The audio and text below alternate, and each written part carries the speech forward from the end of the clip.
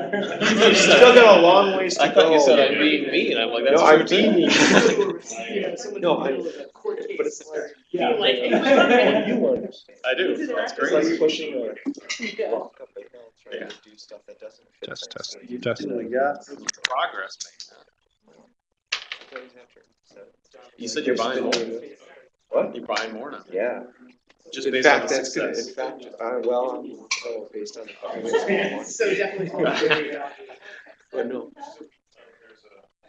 I'm about to. I think we're going to start actually changing our development. So that's you're like, you only see the good ones. Don't even. Why? Yeah. Why in 3 years? I'm buying into it. I don't care. But I like In that. 3 to 5 years, you will not be able to play that. We have to follow that thing. But I like that all the Harry Potters are in there, and I check them out regularly. So that's 75% of our collection, and we don't Is have popular? a nice, is theatrical film, and we don't have a great solution for that. I must have checked Swink. that thing out like 10 Swink. times. So. Swink. Swink? Swink is our one option. They can license it to us, but unfortunately, like as I told you, they'll just, it's an agreement basically between licensing company, they just insert it in the middle. Yep. And they just bypass the library except for the credit card. I'm not real keen. I know it has to be, my colleagues don't have an issue. A lot of them don't.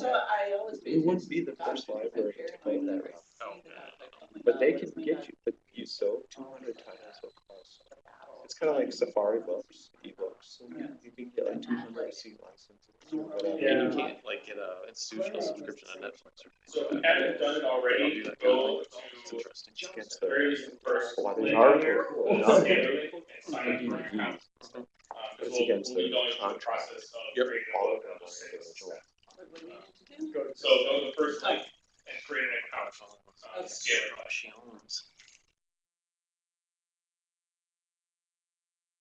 Just keeping us on task. I like it.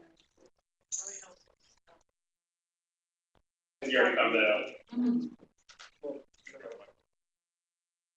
Yeah. So, okay, there we go. Everybody watching at home, make sure you go to scalar.usc.edu/work/system/register and create an account for Scalar. That'll help us when we're going through the creation of a Scalar project later on in the workshop. Optional. Thank you. What was that, Alice? What's optional? Optional title of the new book. Yeah, don't worry about that. Decide now. My awesome book. That's usually my title of choice. Yes. Yeah. Awesomeness, the Just Yourself story.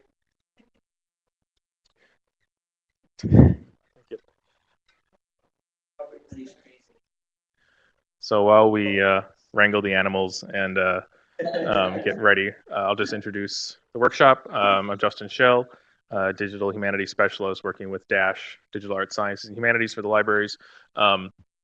This is our third of 6 workshops in the DASH workshop series. We've done one on crowdsourcing, we've done another one on intro to programming and data and text mining. These are both available online. I need to update the website to have those links, but that'll happen today. But I've sent them around the DASH list and things like that. So today we're going to be talking about 2 different things. One is universal design, and we have Phil Cragness from the Disability Resource Center, and then Shane Nakarud and Scott Spicer and myself from the libraries talking about multimodal scholarship. We had these sessions separate at the summer camp that we did, and when I was listening to Phil talk about universal design, there were a lot of commonalities with multimodal scholarship. So we try to combine them and see so to bring out those kind of parallels more concretely. So up first is going to be Phil, and then we're going to have Scott lead us through a tutorial on Google Sites, and Shane's going to do the same with Omeka, and I'm going to do the same with Scalar. So, with Phil giving a more philosophical, I would say, no pun intended, description of universal design and thinking in different modes and different senses for a project, and then talking about 3 different platforms that you can get started doing this yourself. So without further delay, I will hand it over to Phil. All righty, thank you and good morning. During my presentation, I always hate to call it that because I like it to be two-way. So if you do have questions while I'm speaking, please feel free to ask them. Just say Phil and give your first name. That way I know kind of which direction to attend to. Your other option is to sit there with your hand up for 25 minutes.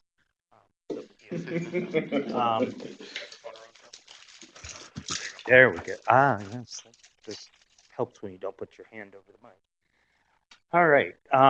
Well, as Justin said, I'm with the Disability Resource Center. I manage the computer accommodations program, and I work with students and employees with disabilities, as well as other members of the university, primarily in developing accessible documents, websites, policies, purchasing policies, you name it. And when people hear about accommodating people with disabilities or making this or that accessible, they think, oh, well, that we have to do that for people with disabilities. It's mandated by law or whatever. And what I really want to get across today is that it can benefit all learners, as well as benefit those who are creating materials. So we have students that do not have disabilities, that do have different learning styles, some visual, some hands-on, some different combinations and permutations of those styles. And so to enrich your presentations in a way that allows everyone, disability or not, to engage with your learning materials, instruction, etc., benefits all learners because you're reaching more of them in a way that they want to be reached, and you're meeting the goal of conveying the information that you have to convey. So we're going to do a little exercise this morning. We're going to use a small segment of a small media clip, a segment out of the movie Saving Private Ryan. And we're going to look at it or listen to it or experience it in different ways. And during those experiences, what I'd like you to do is write down your thoughts and your feelings, your experience. What is most relevant, or what struck you, or what made you uncomfortable, so that you can think later about how that impacts learning. So the first experience is just audio only. So if you imagine someone who's visually impaired going into a theater and doesn't have audio description, this might be their experience.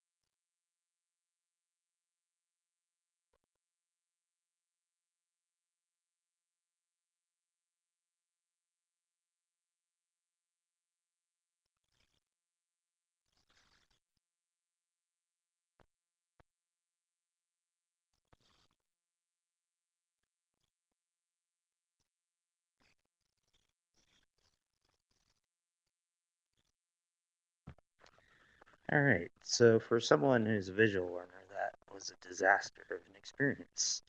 But what did that do? It evoked emotion. I mean, it really created an emotional draw and created some visual imagery, perhaps. And so having someone connect with your work on an emotional level, bringing that interest, that emotional tie to the work, is really going to pique their interest in learning more about the topic and making them feel more connected. So now we're going to add to this. We're going to take the same clip and we're still going to do it from a blind person's perspective, but now we're going to do it with audio description.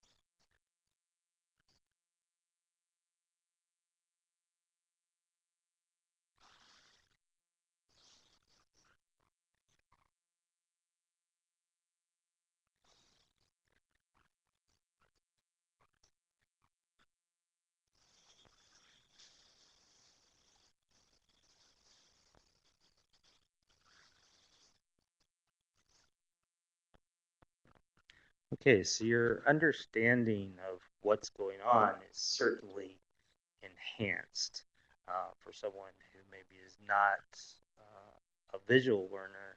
They've now gained a great deal of information. So now we've got the emotional tie of the audio, and we've enhanced that with some actual description or facts about what is occurring in the scene. So now let's put those together with the visual content.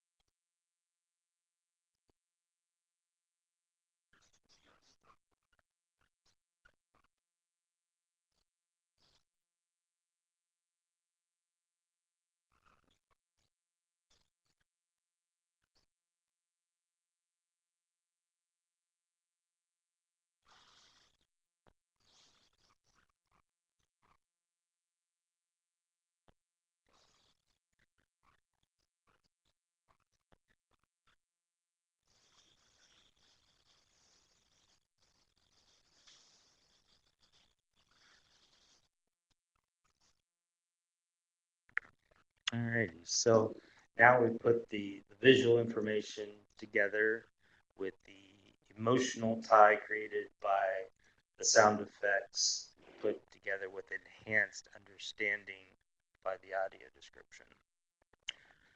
So now let's look at the experience of someone who may be deaf, hard of hearing, and enters a theater in which captioning is not available.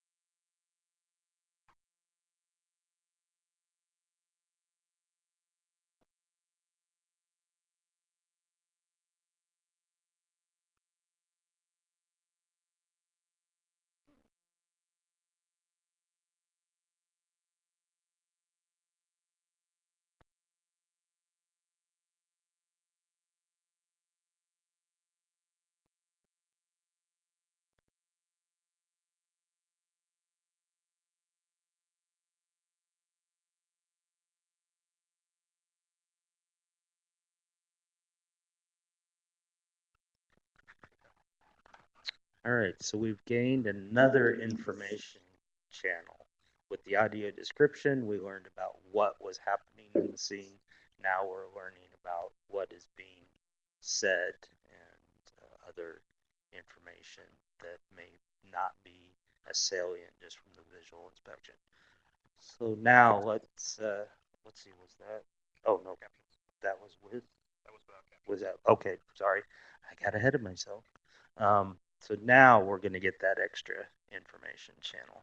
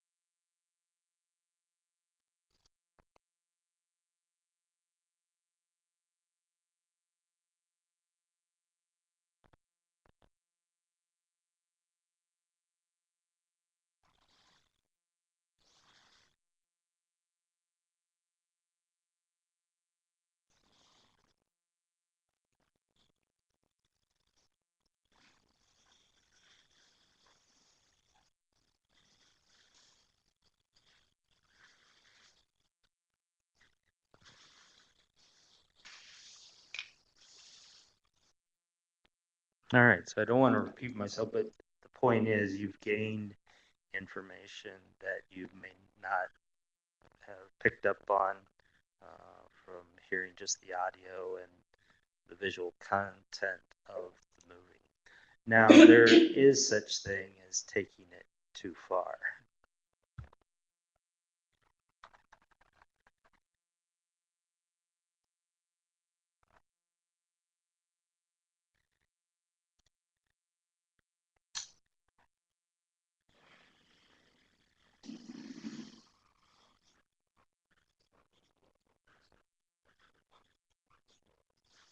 It's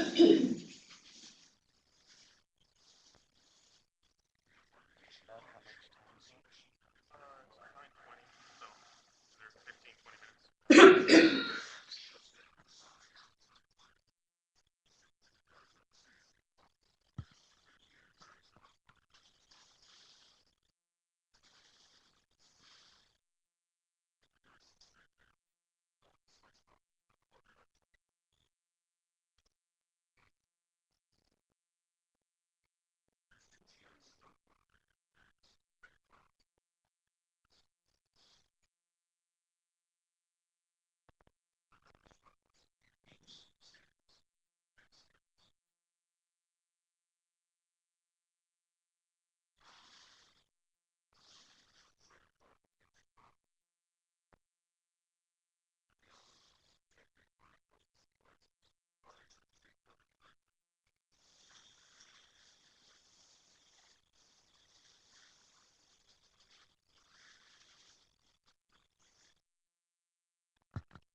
All right. So sometimes combining too many input channels can be detrimental to learning. So you're trying to get the visual, two sources of audio information and visual. That's not to say that those things shouldn't be included in the presentation, but they should be selectable items. So for instance, you're giving a lecture and maybe you have a sign language interpreter. Well, that sign language interpreter is standing off to the side. They're not in front of the person making the presentation. So for those who don't need ASL, they have an unobstructed line of sight. If a person with a visual impairment is attending a presentation in which there's formulas being written, some type of experiment or process being conducted, That can be done through an FM system, so instructions can be heard by that individual. So it's not to say that when creating a presentation, you have to go in with the idea of, well, I'm going to make this explicitly available to anyone and everyone, regardless of their learning preference or their ability or disability. So let's take 5 minutes or so here, and if you would all maybe share some of the thoughts or feelings that these different experiences, the audio description, the visual only, things like that, and what that make you think and feel. Any volunteers?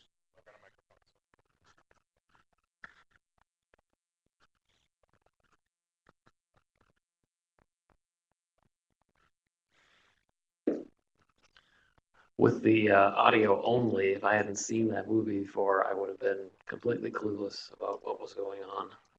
I would have known it was bullets, but I wouldn't have known why there was silence at parts or what have you. So that was instructive. Okay, yeah. So sometimes, let's say that was the presentation mode. Let's compare it to a lecture where a process is being demonstrated. So a physics or chemistry experiment or whatever. And so here's a student that either has a visual impairment or is sitting in such a position in a room that they don't have a clear line of sight. What they're getting is, you take this, you put it here, and you get these, and you mix it with that, and you get those. I actually had a statistics professor in graduate school that, that was how he instructed. You take these, combine with this, take the integral of this, put it here, take differential of that, and so that's what I wrote on my exam. I had the formula right. It just, instead of x's and y's and stuff, it was this, that, and those. So that definitely got the point across, and he had a good laugh over it. But okay, so yeah, you wouldn't know what's going on if you hadn't experienced the other parts of it before. Other thoughts, feelings? Hi, Phil. I'm John. And I was surprised by the things that I noticed that I don't usually notice. So one thing is when they did the audio description of what was happening, it made me appreciate the sounds that were going on, even though I had the visual. Like usually, there's so much sensory stuff going on that I can't pay attention to everything. So it made me more aware of what was going on with the sounds. And then also, with like the captioning, even though I could hear, I would have had, if I was the captioner, I would have just captioned everything faint yelling, and they actually told you what people were saying, so it added to that level of understanding too, even though I can't hear. Yeah, exactly. So you've got a situation where many things are going on. Captain and other soldiers yelling things that just watching the movie, you might not be able to discern what's being said. So that's a bit of information. Now you have clarity. Oh, that's what the captain was yelling. That's what was being said. Similarly, with the audio description, did you know it was 50 yards to the shore when you watched that movie? So there's another bit of information. So again, it's providing those pieces that you don't necessarily deliver explicitly. Some of those things, when you create maybe a description of something, it's like, oh, but I'm not just, I miss describing this motion or that motion. So to really come at it from, what do I need as a presenter, or if I were receiving this instruction or presentation, what would I need to understand it if I couldn't see it or I couldn't hear what was being said? Okay, let's take one more.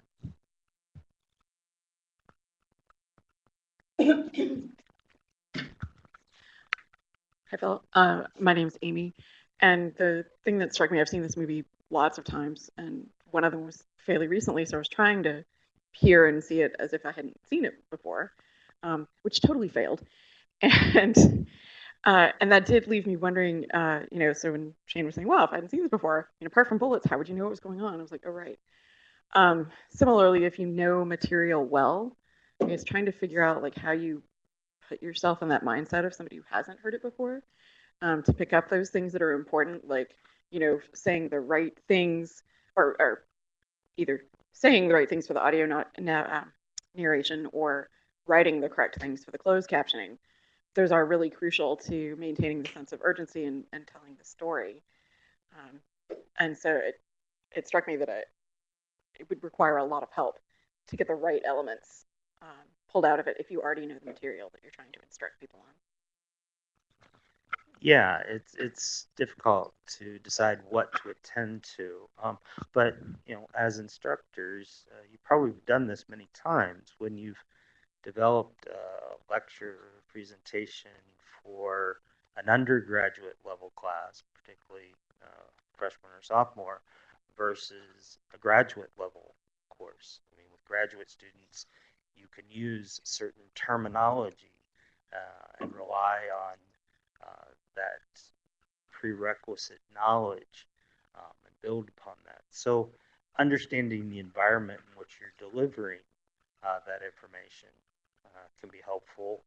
And if you're developing a presentation, doing, I mean, these days, shoot, with iDevices and Droid and all that, doing a quick video clip of your presentation, or a segment anyway of your presentation, and watching it and saying, oh yeah, that's not really clear, or putting the phone down and just listening to the audio of your presentation and saying to yourself, could I understand this? Could I understand it if I were a freshman and didn't have a background in this topic? Could I understand it if I were a graduate student?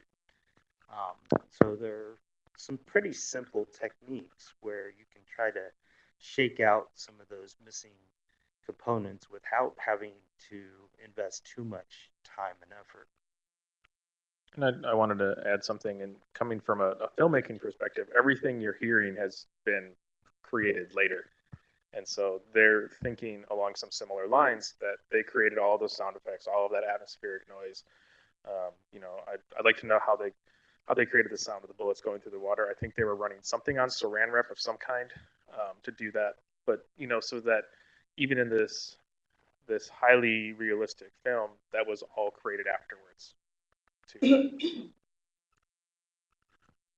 Yeah, so sometimes it's about enhancement. It's about combining things, bringing together. It's much like baking. You gotta put your ingredients in. You can follow a recipe for the standard lecture, but sometimes you want to make that recipe your own. You want to put a little more of this or a little less of that in it.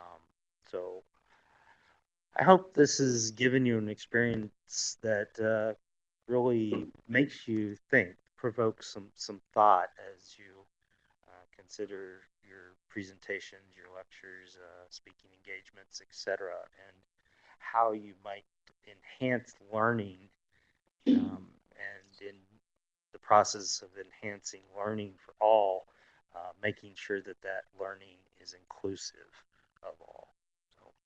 I thank you for your time, and hope you found this to be a valuable experience.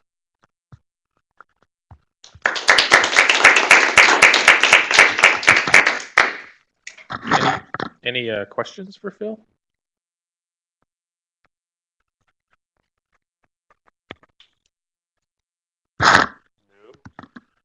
Okay.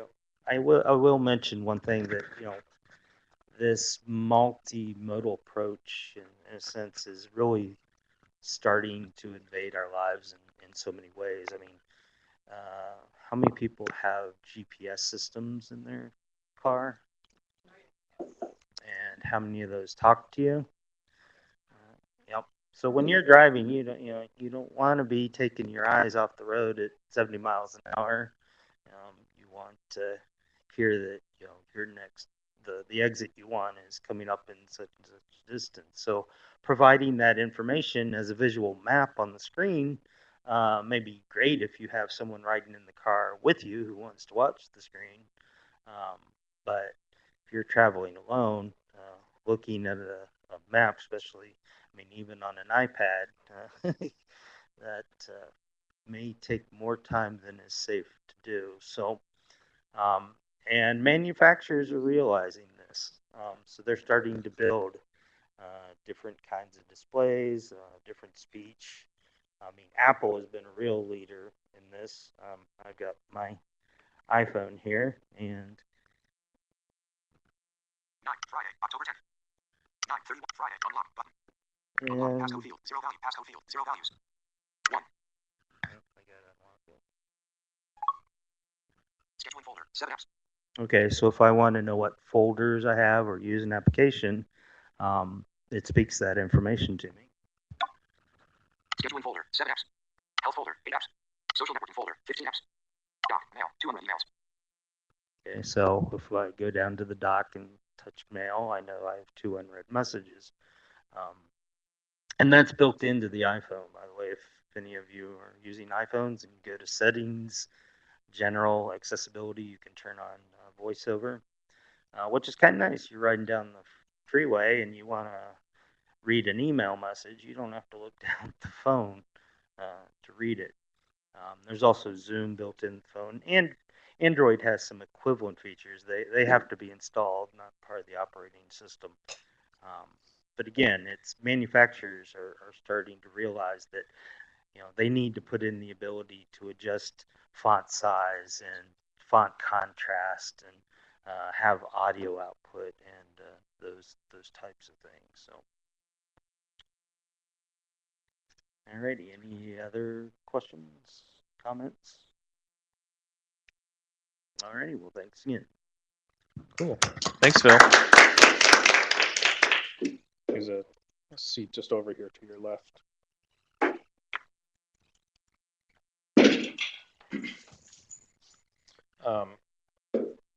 So in thinking about these kinds of different modes, different senses, one thing that, it's a little bit to your right.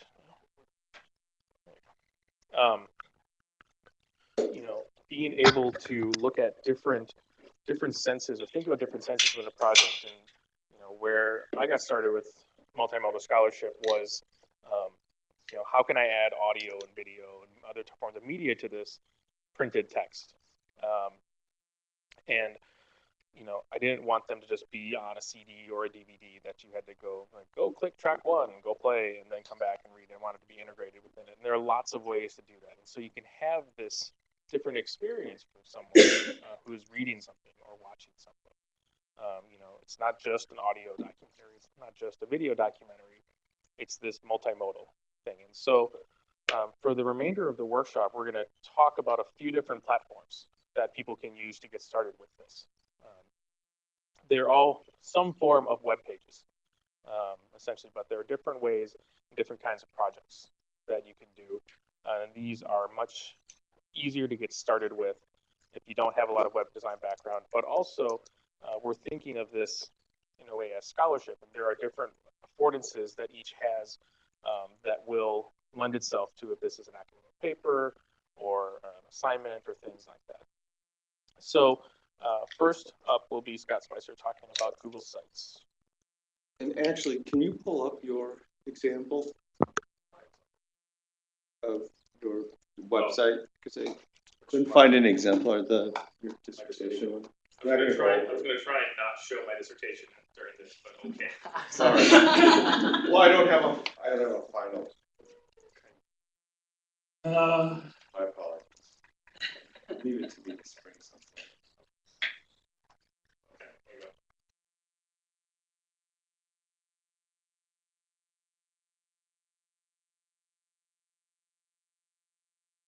Sure.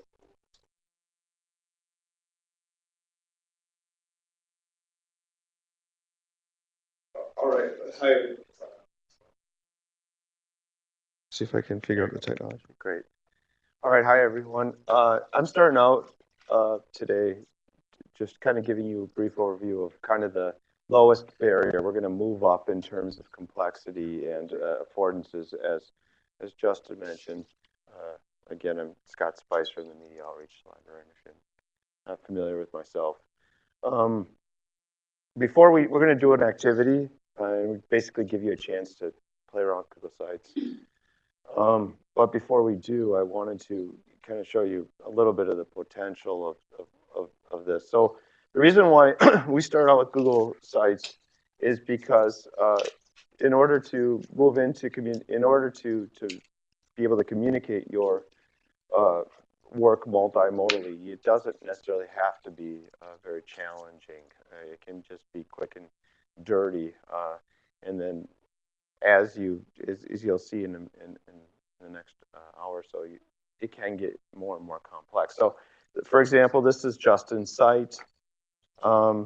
Justin, can you refresh my memory on where you might have that interview? Oh, here it is. So right away, if you click on chapter 1, you can see. Don't do that one.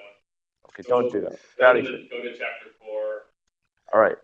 Yeah, I know Justin didn't want to bring this up, but it was one of my compelling examples, so I wanted to. There it is, the very first interview. So I have a lot of colleagues, actually, in Justin who experience in ethnomusicology, and so this, although unfortunately this one's not displaying. Let's see here. How about this one? So you're going to see, I can see right now, and you'll see in a moment, that there are multiple sources that these videos are coming from. In some cases, I'm assuming the video is in Google Drive, for example. That's a long story, but this is from Vimeo. Or in other cases, they're in Vimeo. So this is an embed.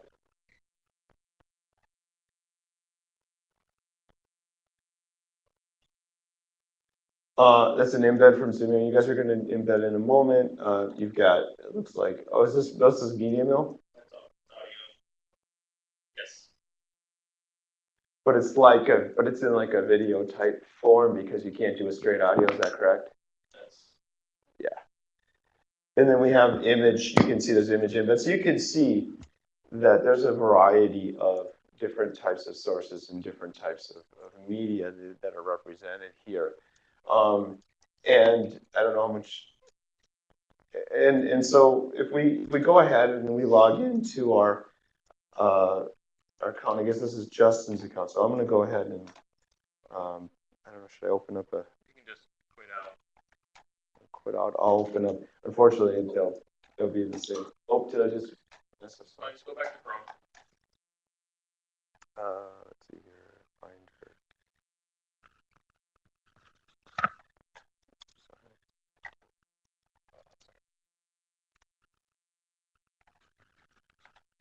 All right, so I'll log into my account. Do you want folks to be doing this along with you? Yes, please. So if you have your computer, go ahead and log into your Google.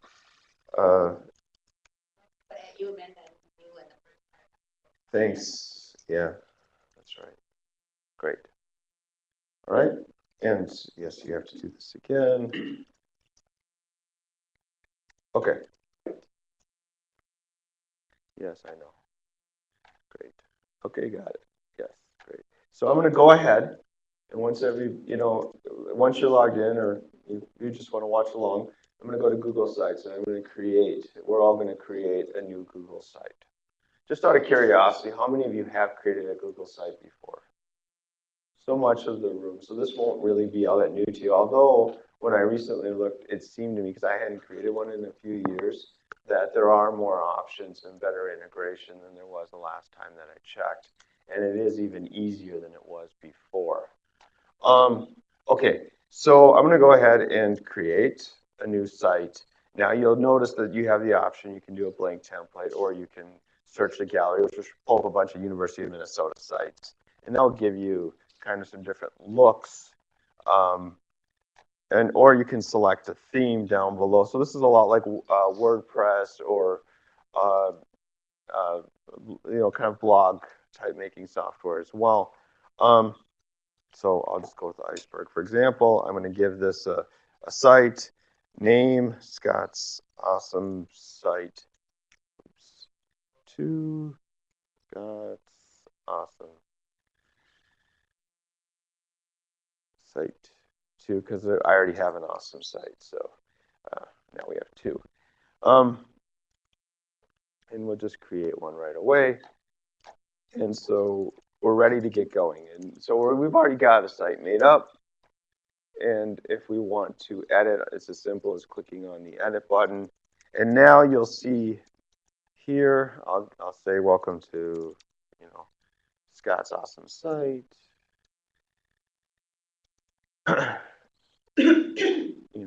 And then we can quickly format that, right? And so you can see I've already got the text going, and it's as simple, creating the text.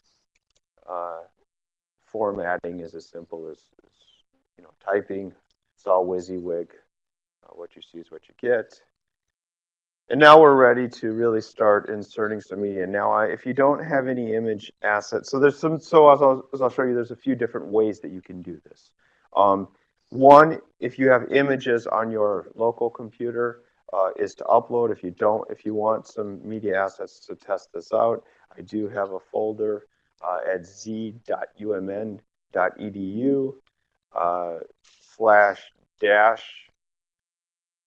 / media images. Again, that's here, z.umn.edu media / media images. And you should be able to download a zip file. Okay. Otherwise, you're welcome to. I'm going to actually go ahead and do that real quick, so that I have this image file. Hopefully it works. Yep. So I'll go ahead and download that folder. You guys can see. Take just a couple seconds. Maybe a couple more seconds. Come on. It's just a small file. There it is. Okay, so I've got my image assets. These are some assets I use in some practice workshops. And I can just click on Insert Images, Upload Images. No, I'll go to my Images folder. I'm going to grab Goldie, maybe a couple of Goldies. It's University of Minnesota stuff. There you go. Go ahead and open. And so you can see that, and I'll go ahead and grab Goldie and say, this is my great, welcome to my DH or dash, I don't know, UMN project. And so you can see already I've already started to communicate multimodally in about 4 minutes. So it didn't take very long to get up and going. So, okay, images, people have been putting images into websites for a while. What about video? What about audio? Well, unfortunately, I'll start with the good news. The good news is with video, there are a few different options that you have in terms of embed. You can, unfortunately, you can't upload. You can't do the upload video straight from the desktop the way you can with images. But if you have video in your Google Drive, which increasingly a number of our students are using Google Drive, and our faculty are using Google Drive as a server. And actually, just this week, I think, or just recently, Google announced they're going to be expanding an indefinite amount of server space.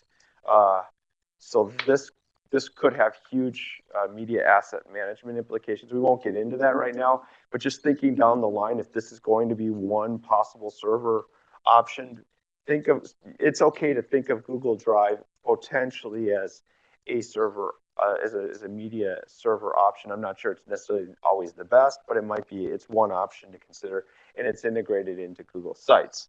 And so I'm going to go ahead. Unfortunately, we didn't have time to prepare ahead of time. But if you go to Google Drive and you click on videos, you'll get a list of all the videos that you have access to. And in my case, I'm going to go ahead and say student project. I'm going to go ahead and say student, and the library student success story comes up. And I'm going to go ahead and select. Or if you have a, oops, and there's Jan, all right. And there it is. Now you won't see the video come up right away, but when I go to save, you will. So, you know, so student success story video, right? And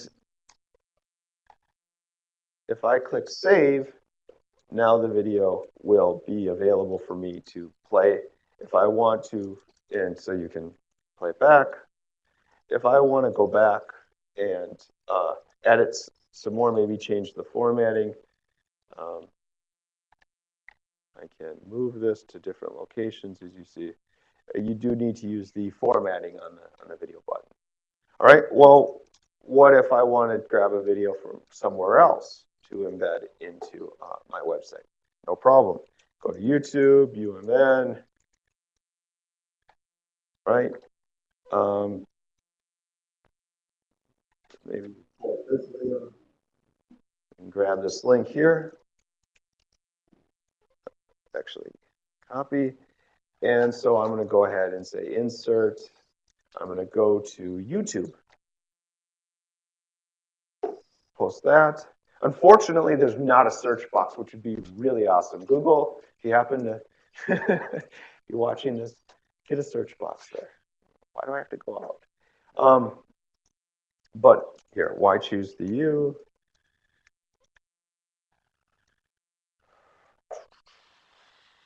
Question mark. Go ahead and save. And you can see there's your YouTube video. I believe if you want to go to an external site like Vimeo or MediaMill, then what you do is you go to insert and is it Drive video? That's all from Google Drive. What's that? That's all from. Oh, is that just Drive? Is it just a link? And So, automatically, if you can clarify, because I haven't tried. yeah, Vimeo. either the link, but usually what I'll do is just grab the embed code. So if you want to go back to Oh, that you go into YouTube the page. HTML. Yeah. Yep. So go back to the YouTube page, Scott. And then you'll see down at the bottom, That's you'll see right. this share button. And then you'll see the embed link above the row of icons. That's right. And then you will get that link, and then click on show more. Wait, show more. And where's the embed?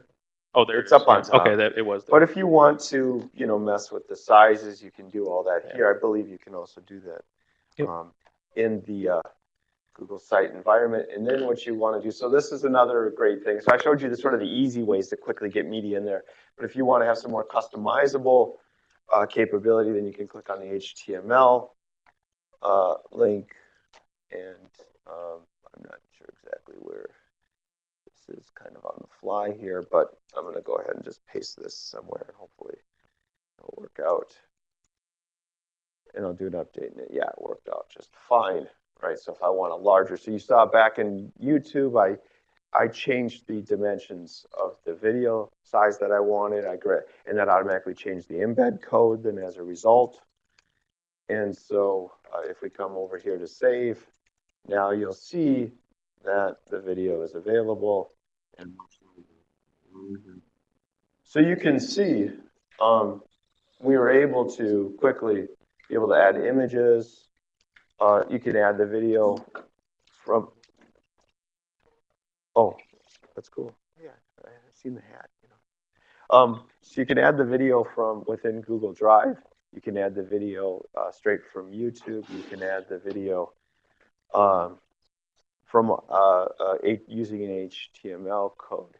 And so there's a lot of different possibilities. Now, audio, as you may have noticed on Justin's site, and I pulled it. What was the URL?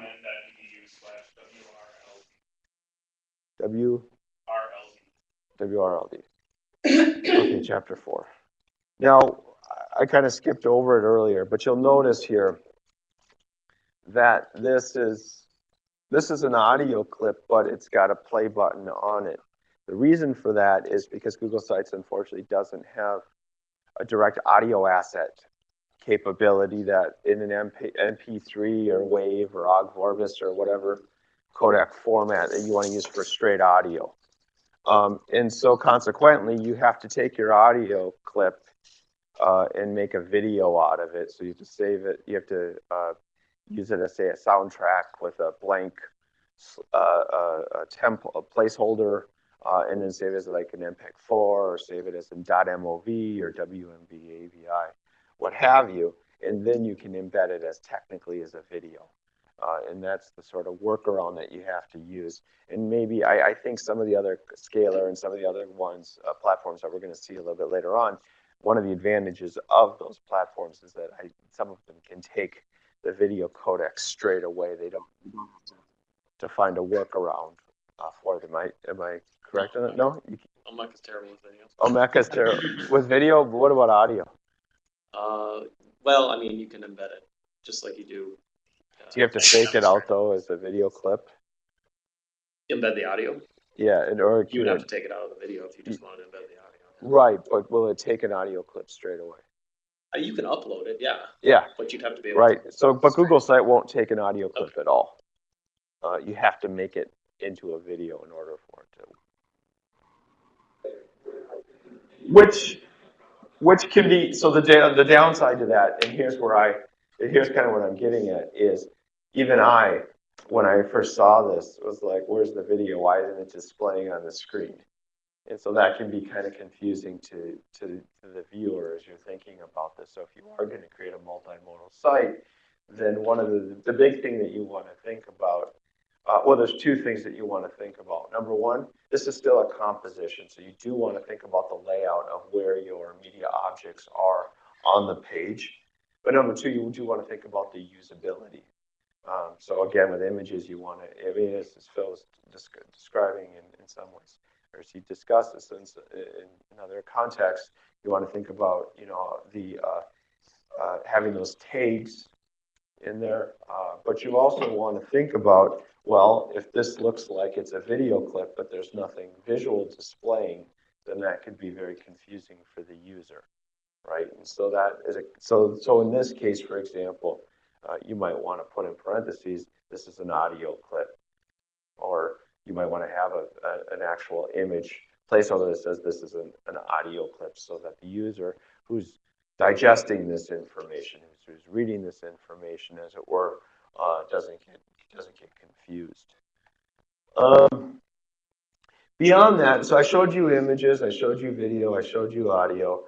I'm not really going to get too much in depth, but I do want, when we think about multimodality, I generally define it in terms of image, audio, and video. But really, the platform, one of the advantages of like the Google Site platform as well, though, is you can include, well, I don't have any right now, but you can include apps. You can include maps. If you have a map that's ready to go, for example. You can include, you can include your map, embed that. You can embed Google Hangout. Well, at least the code. And I believe if you have like an archived Hangout presentation, you can grab that code. You can embed into the environment, and you can also embed. Let's see here. There are some different types of options, charts, calendars. These are things that can be done in other websites, straight away, but they're not necessarily integrated into the environment the way that Google Sites are. The only other experience I have with something like this would be like Apple's iWeb back in the day, which kind of was morphed into Google Books, or I'm sorry, Apple iBook Author. But I always had trouble with the proprietary sort of nature of it. It wasn't as easy to use. And the other part of like iWeb, I mean, it was very clunky and it had a lot of issues. In fact, I don't even know if they still offer the iWeb service. It came with your .Mac subscription. So because it wasn't fully developed, and so in my opinion, as a low barrier kind of quick and dirty way to get started, this is an excellent approach, and I encourage you to play around with it. All right. Did anybody have any questions about this? If you ever do, you're welcome. Yes, Lindsay.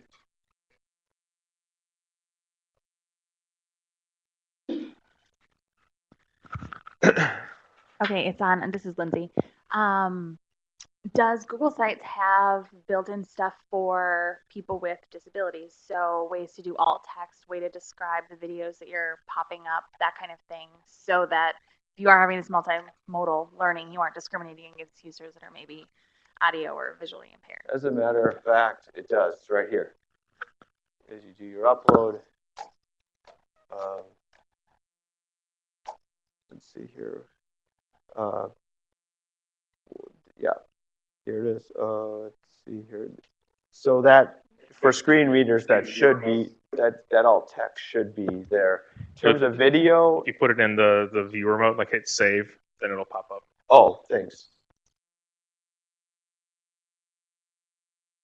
I'm trying to find.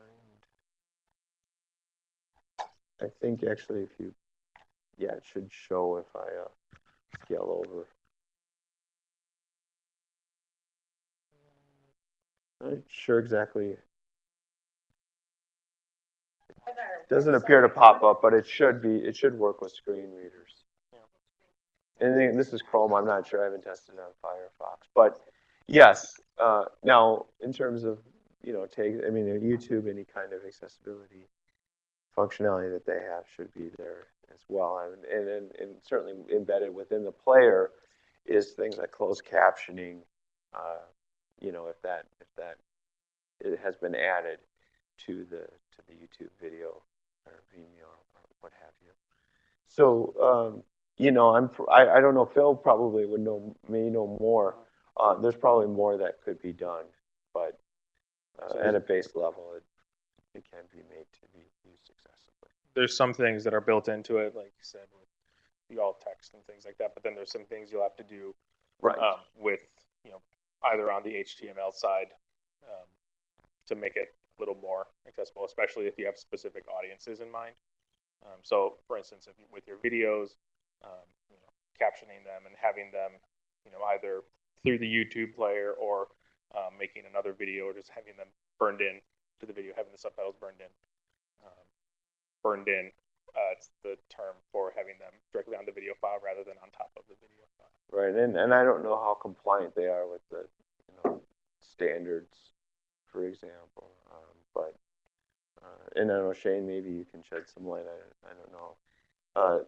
That has been a downfall, like I said, like iWeb, for example, that some of these WYSIWYG tools, after like Dreamweaver, they don't necessarily have all the functionality built into it, and that goes along also with the compositional aspects that I was describing earlier, and bringing it back to Phil's point about universal design.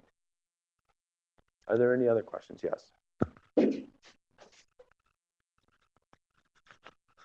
Are there services on campus to help look over things like this? So, like, I'm thinking of alt text. Before I did any type of universal design training, I always thought that alt text was busy work, because I didn't understand what role it played in screen readers and all that other thing. So either I would put really long, boring descriptions, or like too short, because I thought it was just for me, for my reference. So there might be things when people build these types of projects that they wouldn't consider because they don't require that type of assistance. So is there any way that you can I don't know that there's necessarily a service unless Yes, the disability resources. disability resources, yes, but will they do it for? Do they do it for all websites, or just individuals or individual projects? Phil's the person to talk to about that. Yeah, that's what I was going to say. But they will do it. They will definitely consult. They may not build out something for you, but they will show you what you would need to do. For different audiences. But the question, they're also doing caption. Can you send them a URL though? Will they do? That's what I'm not sure if that was your question, John. John, I kind of have an answer. Do you have a Windows computer? I have a thing that we use for building tutorials called NVDA, which is screen reader software. And so it's free. You can download it if you have a Windows computer. And then you can kind of test it out. a little bit. The Center for Teaching and Learning just did something on building accessible documents that I think Megan Lafferty had forwarded out to all of R&L, but it should be on the CTL site. And I know a little bit, and so I'm always happy to help too.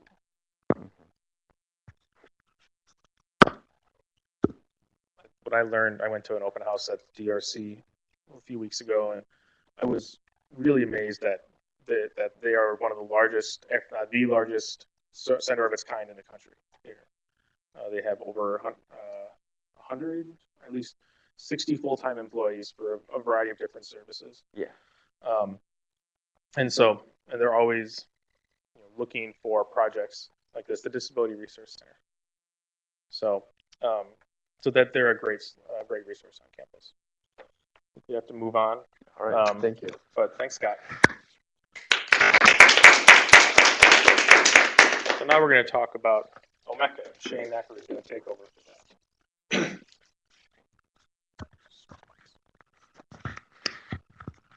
Hi, everybody. I'll talk about Omeka. Like just said. The presentation is actually online for you to follow along with if you'd like, and you can, if you'd like, there's a work an exercise at the end of the presentation that you can do at your leisure. I don't know if there'll be any time at the end of the presentation or at the end of this session, but you can do the exercise, or you can cancel your Friday night plans tonight and do the exercise tonight. I know you'll all be excited about that. So anyways, let's talk about Omeka. First of all, Omeka, the word, is Swahili for to display or lay out wares. So if you didn't know that, you know that now. That's cool, right? And that's exactly what we're going to be doing with Omeka. We're going to be taking our items and videos and audio files and documents and displaying them out for people to see. So what is Omeka? We've been talking a lot about multimodal, but it's a multimodal web publishing system. It was built for archives and museums and libraries, especially smaller museums and archives and libraries, to be able to put out their materials, and those materials could include images, audio, video, text, as I was just saying. But the real power of Omeka is in the ability to tell a story, to do some scholarly storytelling. So not only are you just displaying your items, but you're building a narrative around them. So we're going to talk about how that works. And there's hundreds of Omeka sites out there, maybe even thousands now, that do just this thing, tell these stories. It was designed by the Center for History and New Media at George Mason.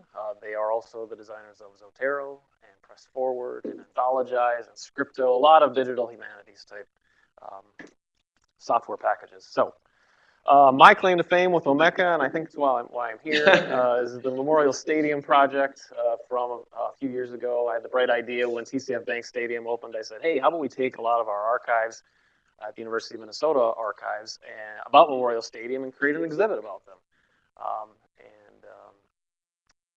The archivist at the time bought into the idea, so we went ahead and did this project, which I must admit is my favorite project I've ever done at the University of Minnesota. It combined my love of libraries with my love of Gopher football, and I got to just sit there and look at Gopher football stuff all day long. It was fantastic. So this site, though, it includes images, it includes Gopher programs, football programs, going back to the beginning of Memorial Stadium at least.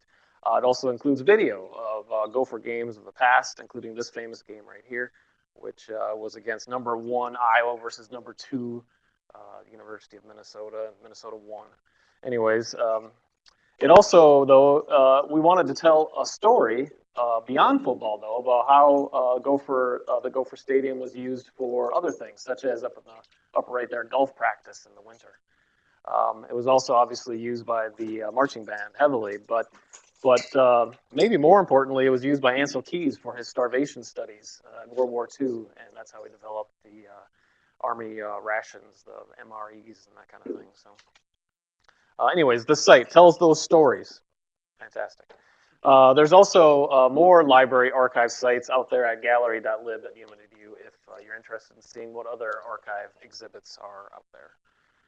Probably, and some more examples of Omeka, but probably the first Omeka site that was ever created, I think, if I read that correctly, is this Hurricane Digital Memory Bank. And this was done to preserve the stories that were coming out of the Hurricane Katrina um, uh, and Hurricane Rita problems down in New Orleans. So you can see that it includes a lot of images, but it also includes a lot of stories tied to those images, and it also does some geotagging of where the stories are coming from. So again, this is where Omeka started, and it's a very important project for that historical documentation of these tragedies. The Florida State Archives also uses Omeka to house its photographs, videos, and audio collections.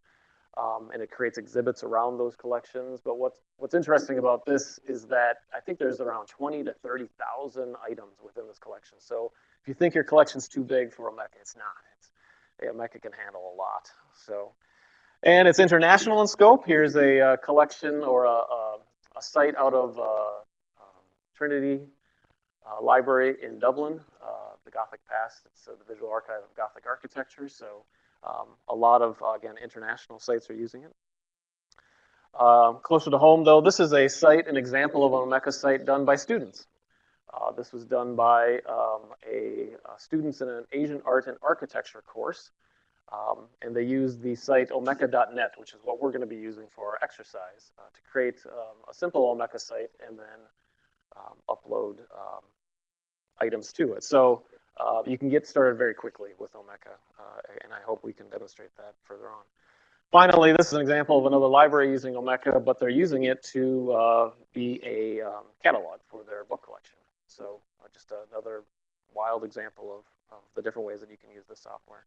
Some key features of Omeka: it's open source, meaning that you can take the software and install it yourself. We're going to be using omeka.net, which is a hosted solution, and you can create a free Omeka site with it. But if you knew what you were doing, you had a server, you could install Omeka on your own server through omeka.org. It's very easy to modify. As you can see from all those examples, we could create Omeka to look like whatever we want. However, there are many built-in themes to choose from, and we'll talk about that in just a little bit. There's also a lot of plugins to extend the functionality, and I'm going to show you a couple examples of some interesting plugins, especially for Dash scholars such as yourselves. And there's a very large community for support. There's a nice discussion board on omeka.org, which people answer questions pretty rapidly if you have any. Now we're going to get into, though, the basic components of Omeka site: items, collections, and exhibits. Well, I lied. First, we're going to talk about OmekaNet. Omeka.net versus Omeka.org. Again, Omeka.net is where you can create your own free site, the 500 megabyte plan, which obviously you could fill up pretty quickly. However, there are restrictions on customization, and it's not mobile friendly at all. If you do have your own server and you know a little thing or two about installing software and working with programming languages, you could then go to omeka.org and download that. The beauty of omeka.org then is you can customize your site completely, and you can add as many plugins as you would like or as work with your site. And then also upload as much as your server can handle. So Omeka, the building block of Omeka is this idea of items. This is where you're uploading an audio file, image, a video, a text file. You can upload them individually or in bulk, and they are described by metadata. We all know what metadata is, right? The importance of that is that it makes your items discoverable. So don't skimp out on the metadata. And what Omeka uses is the Dublin Core metadata standard. And I'm just going to take a sidetrack here. A lot of people think Dublin Core comes from Dublin, Ireland. In fact, I had a student worker once that refused to call Dublin Core. He called it Dublin Core because I guess that's how they pronounce Dublin in Dublin. Unfortunately, I had to burst his bubble. It's from Dublin, Ohio, not as glamorous.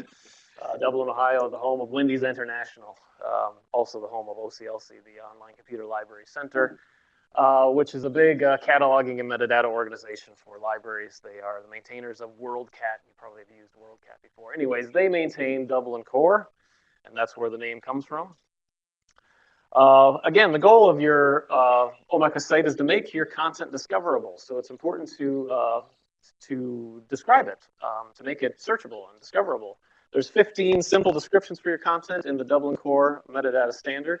That includes things like title and subject and description, as well as rights.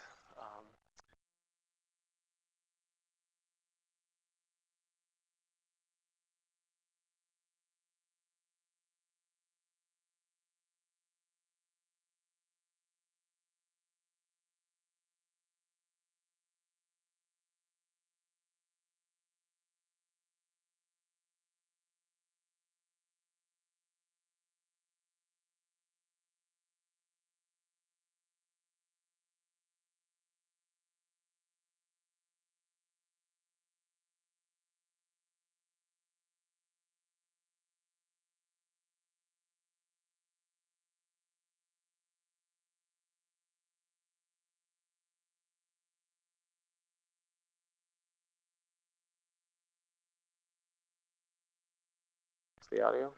How about now, Andrew? Yep. Okay. Okay, we're back. All right, good.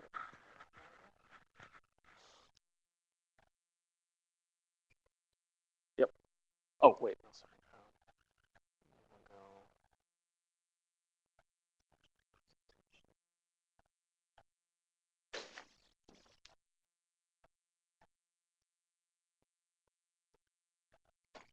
Grab some more coffee if you want. Yeah, take this. There's plenty. All right, are we back? So there's many type of Omeka item types that you can upload. In fact, there's 12 of them. That includes things like document and still image, but also a moving image, which would be your audio or your videos. You can do sound and websites. You can do a lesson plan. If you caught the Florida Archive, the Florida Memory Project had a large section of curriculum tied to their items and exhibits. And you can also add custom item types for the Memorial Stadium project. I created a custom item type for streaming video. I don't know if you caught Scott and I kind of talking. If you upload a video to Omeka, it will house your video, but it will not stream it.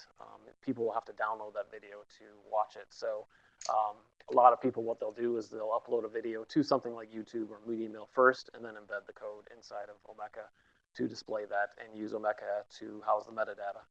So that's that's an option that you can do. Omeka also has a very powerful built-in search feature. There's a basic search, which is just a single search box, but also the advanced search will let you search under all that metadata that you've been adding to your hopefully large amount of items and make them, again, more discoverable. So the better you describe your items, the more ways that you'll give your users to search them. Once you have a number of items put into the system, you can group them together as collections.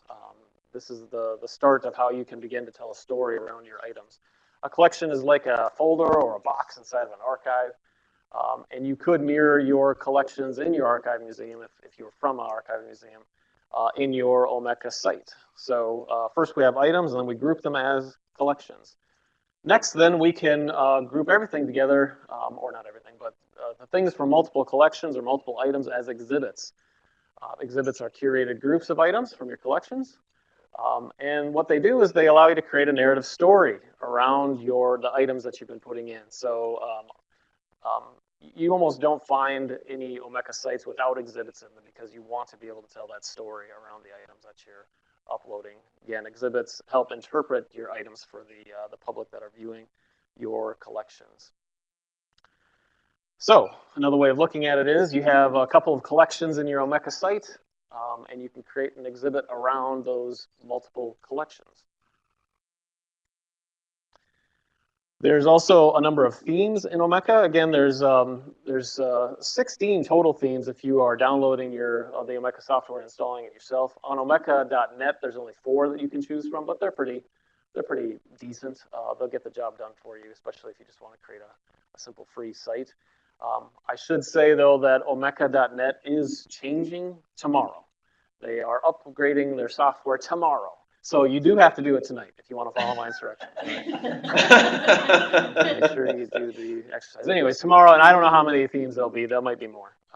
But things will change a little bit tomorrow. They're moving from Omeka 1 to Omeka 2. So we didn't know that when we scheduled this on this day. Right. We're kind of corresponding back and forth. Me freaking out, raising my fist. Omeka. Anyways. Don't worry. Right, that's what Technology progresses. that's right.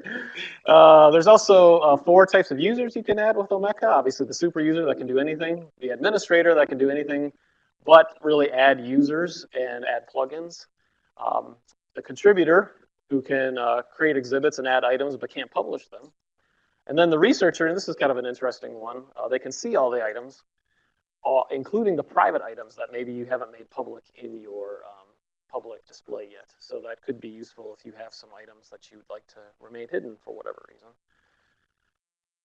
Finally, there's a number of plugins that you can add to extend the functionality of Omeka.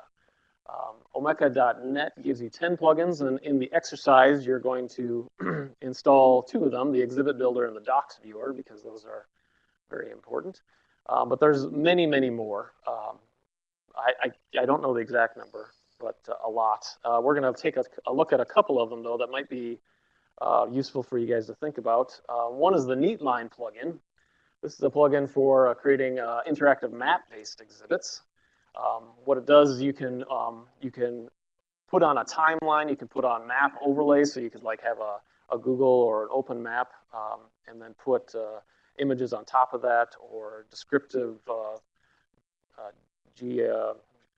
I don't know. You'll see the next example of the things that you can do with it. But what it does is it allows you to connect your archive of images and docs to timelines and other stories. It helps you explain it a little bit better.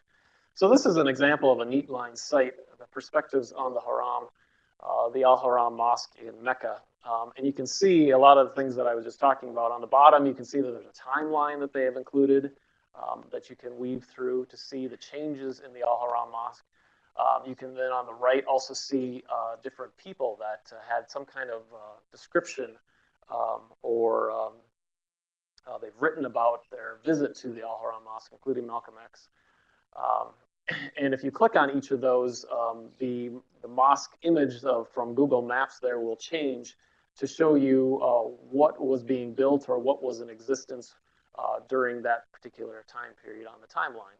On the left then is a narrative description to describe more of what was happening during that time. So just a really neat example of the Neatline plugin for Omeka. And again, I think it's a pretty popular plugin for these reasons. One thing that I'll just add to that, how I got started working with Neatline is that it can use Google Maps and other types of layers, OpenStreetMap and things like that, but it can also just take an image, any kind of image, and turn it into a coordinate system. And then so you can drop pins and embed media on it as well. And so we were working with some historical maps, and these could not be georeferenced. They were straightening streets that weren't straight. These streets didn't continue all the way. And so when you georeference something, you take a map and you fit it over an existing coordinate system. So you make it fit over a Google map or things like that. And because this was not on a scale and it had all these different alterations to it, we couldn't make it work in that way. But with this program, we could just install this as the image, and then we could do all the things we wanted on top of it. So that's, I think, one of the more exciting things about Neatline as well. It's used with historical maps. Right. One other thing about Neatline is that this one is one where you'll have to have your own server. It does not come with Omeka.net. You can only put it into your own Omeka system that you downloaded and installed. So it does take a little bit more knowledge and work to get this one up and running. Another example of a good plugin, though, for digital arts and humanities scholars is the Scripto plugin. And did you talk about this at the last session? No, you didn't. Oh, we talked a little bit about Scripto. Yeah, it's a crowdsourcing plugin. So with Scripto, what you do is you're essentially installing a media wiki into your Omeka site. Obviously, with a wiki, you have the ability to allow multiple people to edit content. So with that, you can transcribe documents, images, and audio files using the power of the crowd. It also includes revision history and discussion capabilities as well, so people can see how things have been changing or discuss why things are being changed the way they are. This is an example of what it might look like. This is, I don't know who Chauncey Mead are to W.W. Baker. I don't know these people, but you can see that letter is difficult to read. and it would take a long time for possibly a single person to go through all of the letters in this collection and transcribe them. So install it on Omeka using the Scripto plugin, and you can see down at the bottom the transcription window that you would give people access to in order to transcribe those letters and make them more readable and hopefully understandable. All right, so this is the exercise. Again, you don't have to do it right now, but you could do it sometime in the future, this weekend, this tonight, whatever. Right. Well, if you want to follow these instructions, they might be similar once the site changes, but I don't know for sure. Build a site in 7 easy steps with, I don't know, there's probably 20 to 30 sub-steps. So just to be honest with you, I put together a site that you could mimic. State parks of Minnesota, which is a good topic for right now. If you haven't been out to a state park recently, a lot of leaves changing, they're beautiful to visit. Anyways, the site is at Snackaroo. That's my internet ID.omeka.net. And the steps in this exercise are going to be to set up a new account on omeka.net and choose the free basic plan. We're going to create the site. We're going to make collections. Then we're going to install some plugins, again, the exhibit builder and the doc viewer. Add some items and attach them to the collections. Then we're going to take those 2 collections or 3 collections and we're going to create an exhibit out of them and then customize and tweak. And I have put in, if you don't know where these images are or how to get them, I have put them all together for you, just like Scott did, under z.umin.edu/Omeka exercise. Again, this presentation itself is all online as well under z.umin.edu/Omeka intro. And these instructions will be there for you at a later time as well. So step 1, we're going to create a new account on omeka.net. And I've arrowed where you're going to be clicking there. We're going to create the site by adding a new site into our account. And you can call it State Parks of Minnesota or whatever you want. You might have a collection already that you'd like to upload to use Omeka. We're then going to make collections. I made 3 collections in my exercise, collection 1, collection 2, and then collection documents. Then we're going to install some plugins. There's a button up at the top for settings, and if you go into settings, you can then install these plugins. Again, the docs viewer and the exhibit viewer are the ones that are important. We're going to add some items then to our collections, and it's actually really straightforward to do so. I mean, the most tedious part is filling in all the metadata, which again, don't skimp on the metadata. Try to fill that out, and you can use the metadata that I've already put in to the snackaroo.omeka.net site. Another really nice plugin they have is this thing called CSV import for the server version. I don't think they have it for. Maybe they will for this whatever new version they have. Yeah. This is where you can get a formatted CSV and that corresponds to all those different categories. You can enter in a bunch of the information at once. So I did about 100 items at one time. You still have to go in and upload the files, but all of the metadata will be there for each item if you fill it out correctly. So you can do that all in one fell swoop. Yep, and then we're going to create an exhibit and add sections and pages to those exhibits. So I had the exhibit that I created into my State Parks of Minnesota was an exhibit for waterfall pictures from State Parks of Minnesota, and then a waterfall video as well. So we'll create the exhibit pages and then customize and tweak. So there's a couple of other things that I had to do besides just images. I wanted you to upload a document, the Minnesota State Parks and Trails handout that they give at state parks. If you upload it correctly, you'll be able to page through that document. And if you've installed the Docs Viewer plugin. Also, I wanted you guys to try to figure out how to embed a video. And the key to that is to choose the HTML tag when you're uploading or when you're dealing with the metadata. If you put in, if you check the HTML tag off, you can then put in the actual embed code that YouTube would provide to you or Media Mill would provide to you to embed code into an HTML web page. So there's that. There's the presentation again. hopefully that made sense, and hopefully you'll have fun tonight. We'll see. Any questions about Omeka? It's pretty straightforward. Yeah, Jenny.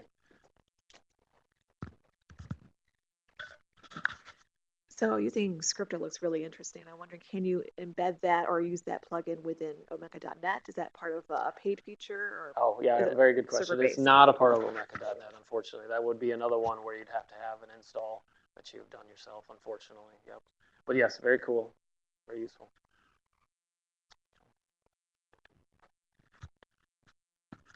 Is there server space available from the university if we wanted to create these things, or is it something that we'd have to organize on our own? Justin, you might be able to answer that. Yes, there is. So can you pull up gallery.lib? There is. We have an Omeka instance. So when you set up a server version of Omeka, it's referred to as an instance. And you can set one up on your own computer. I have one on mine running. So these are all of the exhibits, the Omeka projects that the libraries have built on their server. This server it might have gotten upgraded. It did. It did? Okay. So now it's running on the 2.0 version of it. We're also working, so if you're working with library materials, come talk to me or talk to Jason Roy about hosting it on this server. One of the tricky things about Omeka that I really wish they'd get figured out is how to have some sort of differential user groups. What happens is if you get access to this, you get access to everything, which means you can delete someone's whole project. So that's one of the downsides of having to run it on the server version, but also that, you have to be really careful about what you're doing and kind of parsing that out, unless you want to run 10 different instances, which I don't think Chad Fennell wants to do.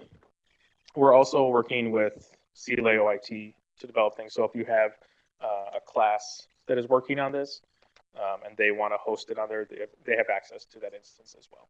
So yes, there are ways to do this. I have a little test server too. If you wanted to test something out, I can install an Omeka site for you. I should also say, Jenny, when we talk about Omeka.net, we have been talking about the free version. There is like a gold and silver and platinum version as well. I think there's a lot more plugins and a lot more theme choices when you pay for Omeka.net.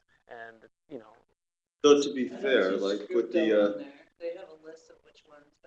you don't see Scripto. Now, again, that could change tomorrow. So hopefully. Because that's on that has to be installed on a server onto a content management system. Yeah, Amy. A question online. Can you build something? Sorry, Alice. You have the ability to export. I believe there is some export capabilities there. So you might not be able to export the designs and have the look and feel, but you can definitely export all of the items, all the metadata, things like that. And so then if you like I said, with that CSV import tool, you can take all that metadata and upload it right back into a new one. So, but of course, if you're on .NET, I'm going to get Alice first, Scott. Yep. If you get .NET, you're going to be kind of limited with what you can do. So you're not going to be doing a lot of heavy-duty design for it. That ties in a little bit to my question. I was just wondering about long-term preservation and sort of the viability of using this in 10, 20 years. Like, would that be something that you could do? Is anything viable in 10 to 20 years? That's a very good question. I would like to think that, being in a system that was designed with libraries and archives in mind, that preservation would be capable, especially with these export tools and functions that we were just describing. Whatever the next thing is, I can't guarantee, but yes, I would like to think that we'll be able to export and import into the new system. One of the things about this and why I will advocate for this other than some other platforms, except for the one that I'm going to talk about in just a second, is that it's built on an open source platform. It's built with a large development community in mind. Just go on GitHub and just see all the conversations happen about different pieces of this. They're using agreed upon standards. And so there are elements of this, as kind of Shane said, you know, that they were designing with archives, libraries, GLAMs, galleries, libraries, and museums, archives and museums in mind, that they've built into the very structure of it some more long-term things. Now, of course, if it's on the server version, it depends on how well your server is backed up. And so you have to keep in mind that with the materials too. So we're pulling in content for one right now. Actually, let me pull up the, I'll pull up the example of that historical map. So we're working on something with the Upper Midwest Jewish Archives and my friend Kate. GK421. Vader dot, oh, what's the slash?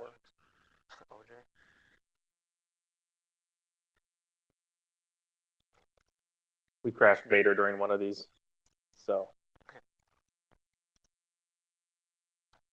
So this is what Omeka.net I think is going to look like, and this is the server version of it.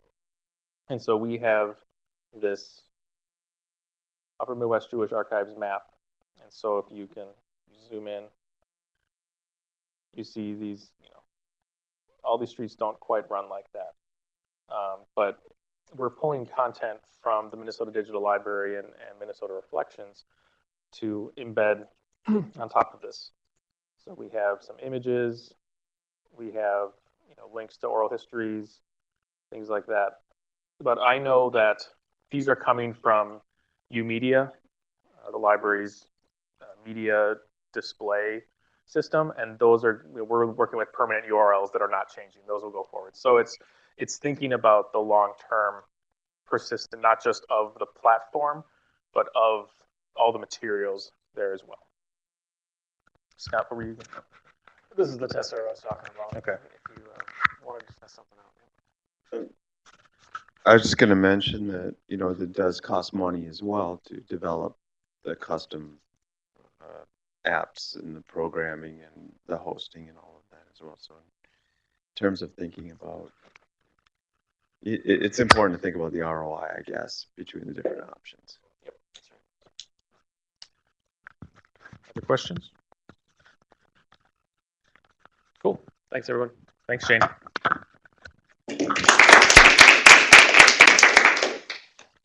Okay, you're stuck with me again. So I'm going to talk about scalar. So that, and that, and that, and that. So you should have all gotten an account and set that up. Anybody have trouble doing that? Okay. So we're going to go to, from the main website, scalar.usc.edu, and you'll click on sign in. I have to pull up my notes. They're on another document because I forgot my iPad. There we go.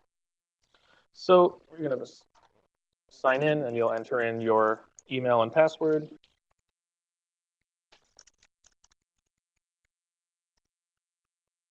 I thought about making a dummy account and then having you all log in with that, but then I realized that you would all be editing the same book, and you'd be saving over each other, and chaos would ensue. So we'll just have you all sign up for your own account.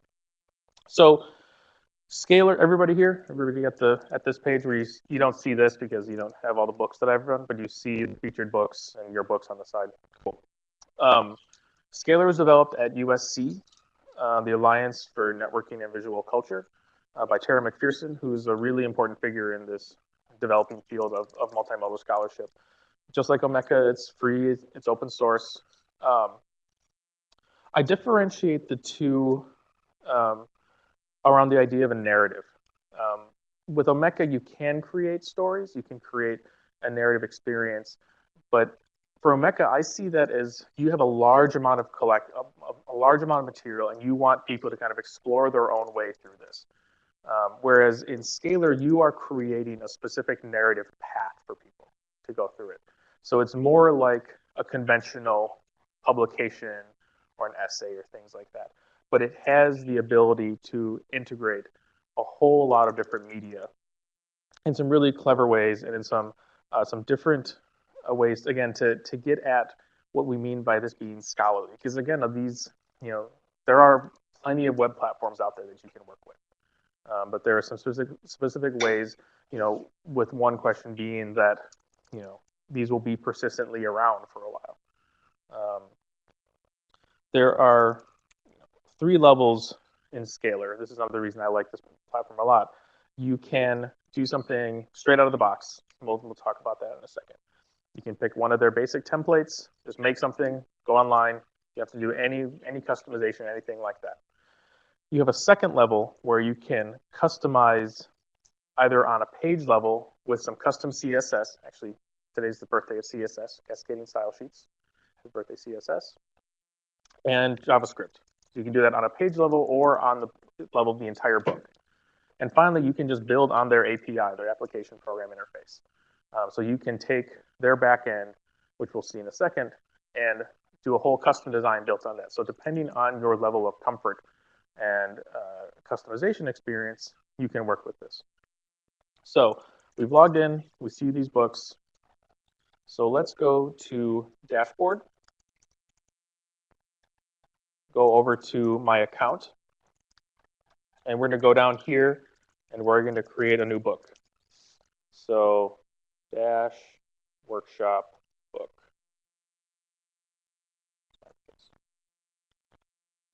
Sometimes you want to duplicate a book. So when we want to fork off of someone's book that they've already created.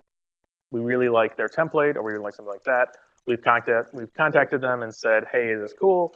Or we see that they have a CC license. We probably should also say if we're forking their book, even if they have a CC license, to do that. So we create. Book has been created. So now the book is here. Let's see if I can get this a little bigger. There we go. So we have this book, Dash Workshop book. Click on that. We see the basic Scalar page. So this is what someone will see if they would go to your page. I want to go back to the dashboard and talk a little bit more about that. They call them a book, which is kind of ironic. I tend not to get too hung up on that, but that's their thing. So when you're in the My Account, you can change your password, things like that. You see all your books. If you go to Book Properties, that's the specific one. So if I wanted to change and look at a different book I've done, I can go into this drop-down menu here and go over to this other one, which I'll show you in a bit. And then I'll be editing the properties of this book. But let's go back to the Dash Workshop book. So we have the different properties. We can have a title, subtitle, description. We can change what our URL is at the end, Dash Workshop.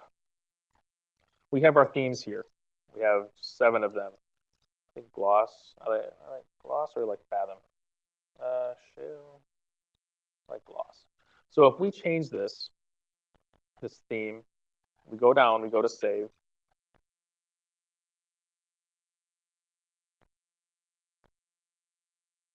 Come on, Scalar. Live demos, Okay, there we go. So now we go back to book. You can kind of think of this as this is the back end of everything, and we click on back to book, it's going to go to the front end. Now we see our theme has changed. All the font has changed. The background, colors, everything has changed. That's a way to get a quick different look for it. You can have a background image. You want to have a thumbnail image. We'll skip over these for 1 second. We can select a book, an article, or a project. We'll come back to this main add menu item in a second. So what if you are working with other people? One of the projects I worked on, we had 5 different authors.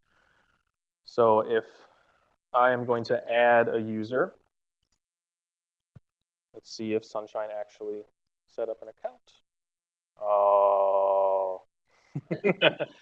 So I should be able to find someone. Let's see if Amy set up an account. Really? There we go. So you search for the first and last name. Maybe it didn't. Well, maybe it did. Some electrons fell off the wagon or something. So I've added Amy to this on, and now she is an author. And then if she goes to her site, that book will show up for her. And so she can edit and save and all that kind of stuff. You can also change the relationship. You can say this person is a commentator, reviewer, reader, akin to the super admin, researcher, contributor. So if you don't want everyone to be able to delete all of your stuff, you can just have them be able to look at things. But I trust her. She won't mess anything up. Go to sharing, make URL public. If you want this to be accessible to everybody, if you want it to be in the indexes, you can allow requests to join. So if you don't want other people to join your book, and then again, that duplicability, if you want this to be duplicated by others, you can add that in there as well. Pages, we'll talk about in a second. The main structure of Scalar is built around pages. You're creating pages for every single thing, and then you link them together in these things called paths. So you have pages, media, and paths. Pages, we'll talk about in 1 second. Media, we're going to be pulling media from different places. One of the key features of Scalar is that you cannot store anything on their servers larger than 2 megabytes. So you are always hosting things from elsewhere. And they are really, really good and really, really intentional about this because they want to make sure you know where your stuff is and where it's going to be for a long time. And so, they had a server crash.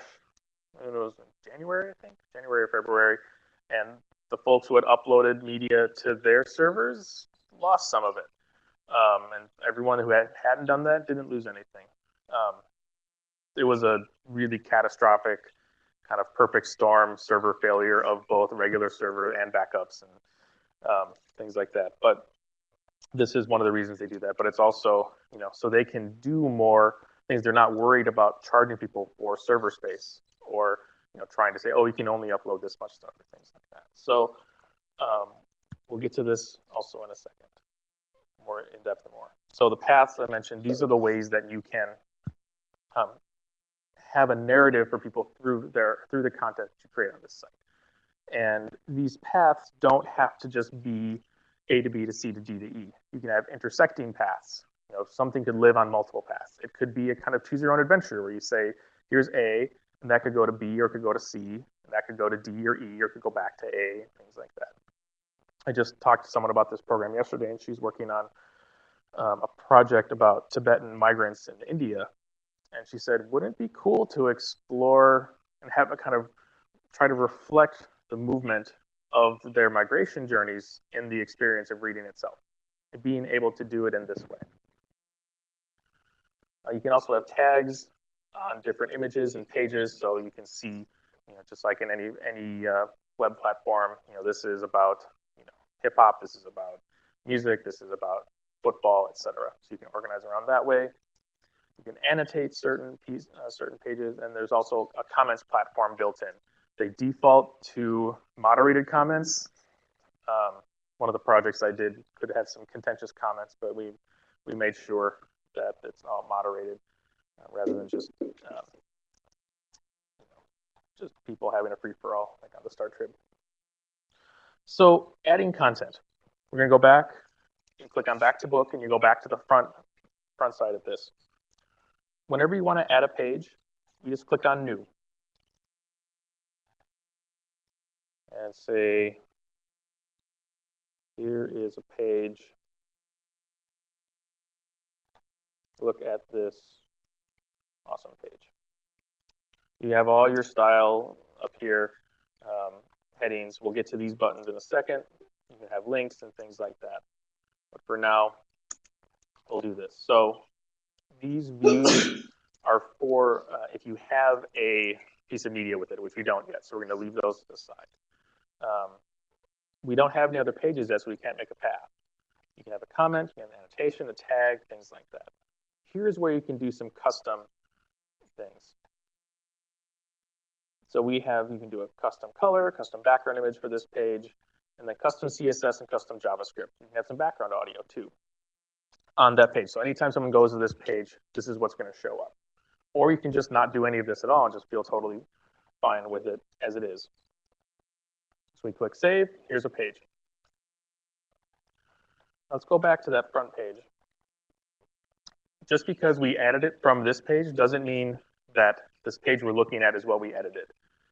So we know that this is going to be the index page. So we want to edit this and say, welcome to the front page, or just front page. Welcome to the front page. And you'll have your HTML behind there as well. So just keep creating pages, and that's the bulk of this work that you're doing. So now we've got. I'm going to make one more, another page. Here is an even more awesome page.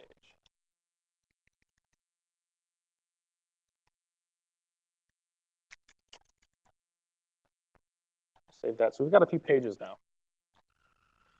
So now we want to make a path. We've got all these things together. We want to make a path of some kind. So we're going to still create a page, another page. And this one is going to be a path, And then we must bring us a shrubbery. Come on, Monty Python nerds. It's too early in the morning. I'm drinking up coffee. So now when we see these different relationships down here, we want to say, to make this page a path, specify the items that it contains. We click on that. We have all this content. We want to click on pages, and we will see another page, front page, here's a page. So we're going to click these two, add selected. You can move these up and down. And after this path is completed, you can continue to none, or you can pick a different page to go through.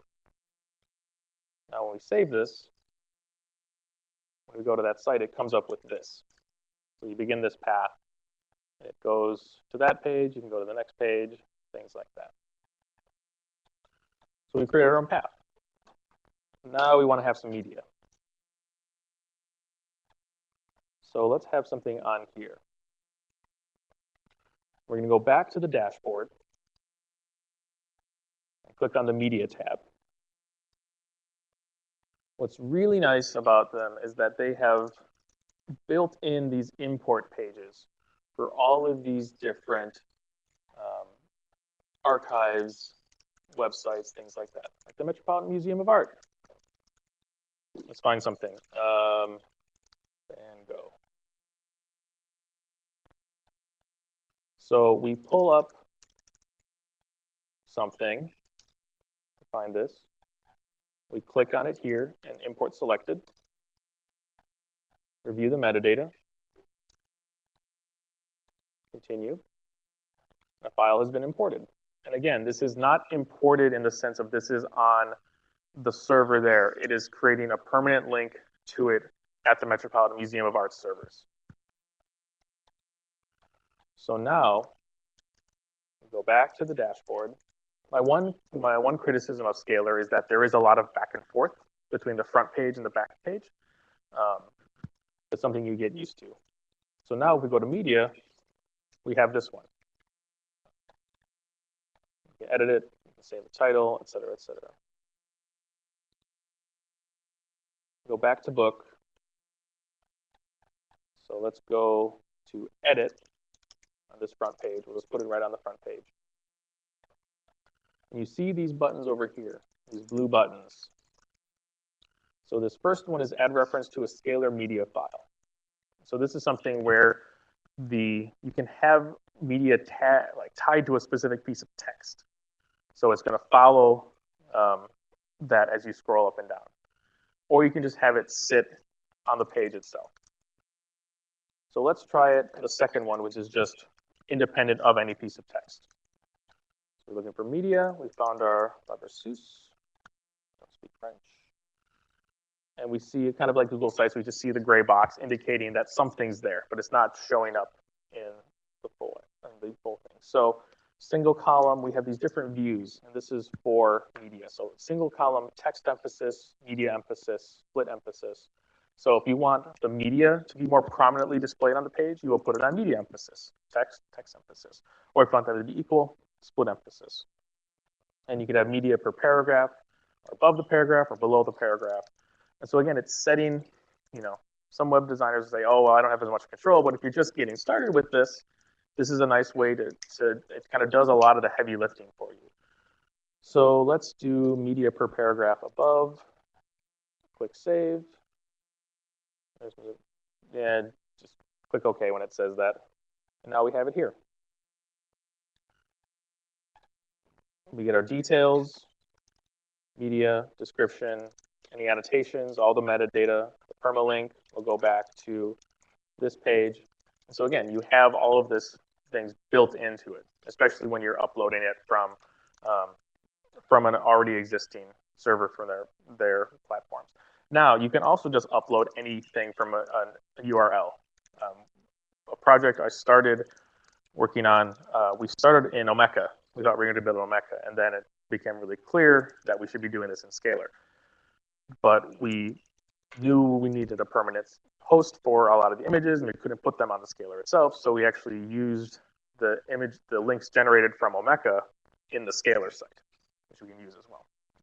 So, and just to do that real quick, media, just go on internet URL, and then it's just title, description, media file URL, and it's there, just like any other media file. So that's media. And then we can add more or less. We can have multiple, again, we can have multiple pieces of media functioning in multiple places, things like that. And yes, we don't need to worry about that. So now we have this front page. We don't have a main menu. We can explore things differently. We can see an index, things like that, but we want to have a main menu. We go back to the dashboard. We go back to book properties. We see this main menu items. We go to add menu items. There's a path. We save. Go back to the book. And now we will see, back to main menu, we'll see a path there. You can reorder those things, add different things from that point on the back end of it. One of my favorite things that I discovered somewhat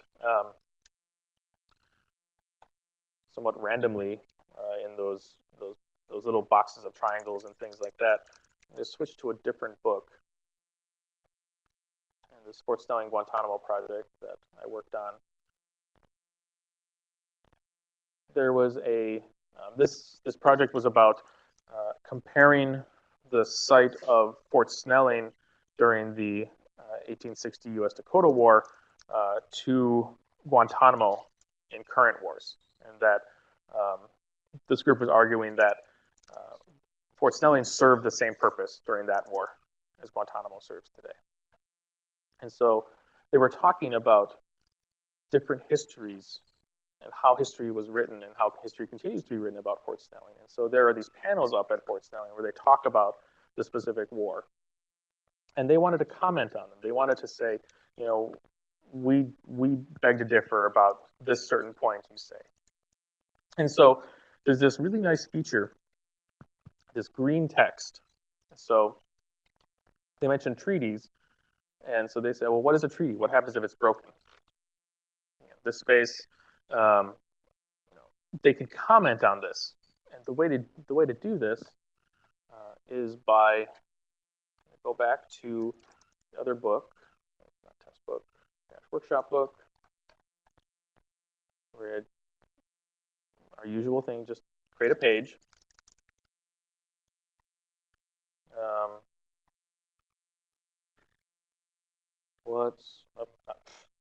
Too many computers. What's a shrubbery? A shrubbery is a type of plant. We save. Now, we go back to here. If we want to have that text come up on this word, we'll click Edit, select Shrubbery, and we'll call this third from the last box here, add a note. specially colored link to another scalar page. Go to page, what's a shrubbery? Save. And now when we hover over this, that comes up. This is a really nice feature, not just for commenting, but also for things like footnotes or references or things like that. Again, this kind of built-in way to do that. And I think in a more interactive way. We've only got a few minutes left, so I'm just going to show one more thing, and I'll take some questions. A really nifty thing that's built in to Omeka, or to Scalar, are visualizations. So let me go back to another one. Visualizations of your book are built in. So we can view visualization radial. So we can see all of our paths, all of our pages, media tags, annotations, things like that, visualized. You can also see the paths, how things connect. So to give you that broader view of how things are working, but also to show someone, here's a different way of experiencing this book, of experiencing this project.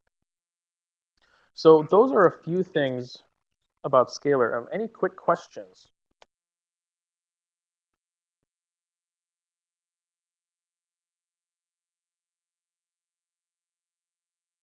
Everyone's going to go home and spend their Friday nights playing with Scalar and Omeka.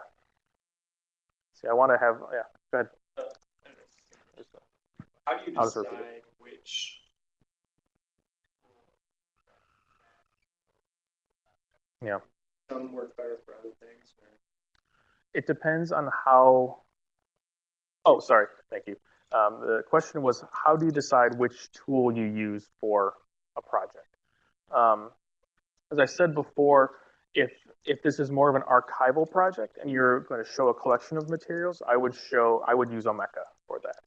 If it's going to be something more narrative-based and explicitly narrative-based, I would use either Google Sites or Scalar.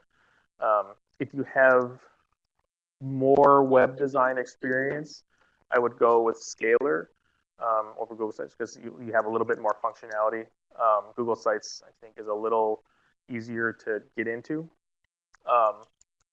Omeka can be a little bit daunting at first when you're confronted with all those metadata fields, and you want to put the metadata in, but you don't have to get scared away by that. And so I think it's figuring out your kind of what your project and what you want your audience to experience when they're looking at this. They want this to be looking around a collection of materials, or is are you telling them an explicit story, things like that. So it's a question of your technical skills and what you would like to learn, but also what you want your audience to get out.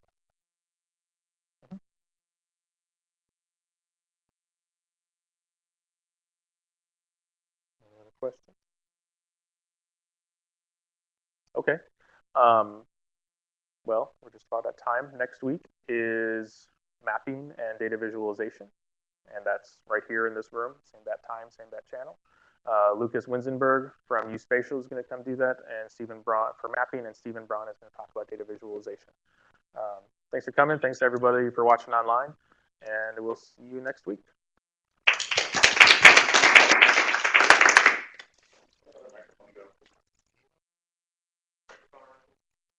Oh, right there. Gotcha.